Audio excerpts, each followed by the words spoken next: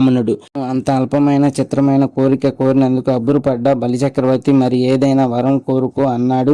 తనకు 3 అడుగులు చోటు తప్ప మరి ఏమీ వద్దు అన్నాడు వామనుడు. ఆ బాలబ్రహ్మచారి కోరిక మేరకు అబ్బురపడుతూనే సరేనని అంగీకరించాడు బలిచక్రవర్తి. అప్పుడు రాక్షసుల గురువైన శుక్రాచార్యుడు బలిచక్రవర్తితో, ఆ వచ్చినవాడు సాక్షాత్ విష్ణువే అని, నీ రాజ్యాన్ని అపహరించి నిన్ను పరాభవం చేయడానికే వచ్చాడని, కొన్ని సందర్భాల్లో అసత్యం చెప్పినా దోషం కాదని చెప్పి ఆ దాన కార్యక్రమాన్ని ఆపేందుకు ప్రయత్నించాడు. అప్పుడు బలిచక్రవర్తి అందుకు అంగీకరించలేదు. సాక్షాత్తు విష్ణుమూర్తియే తన ముందు వామనుడు అయ్యి చేతులు చాచి అర్థించడం, దానికి తాను సరే అనడం తనకు ఎంతో గర్వకారణము అని అతిశయంతో అంటూ వామనుడు అడిగిన 3 అడుగులు భూమిని ఇచ్చేందుకు దానపాత్ర చేత పుచ్చుకున్నాడు. కనీసం అప్పుడైనా ఆపుదామని సూక్ష్మ రూపంలో దానపాత్రలో ప్రవేశించి దాని నుంచి నీరు పడకుండా అడ్డుకున్నాడు.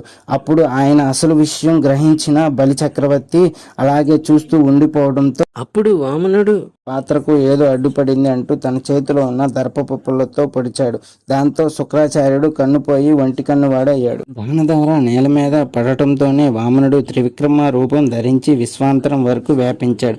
1 అడుగుతోనే నేలను, 2వ అడుగుతో ఆకాశాన్ని ఆక్రమింపజేసి 3వ అడుగు ఎక్కడ వేయాలి అని అడుగుతాడు. బలిచక్రవర్తి తన శిరస్సు చూపడంతో పాతాళానికి అణగదొక్కేశాడు.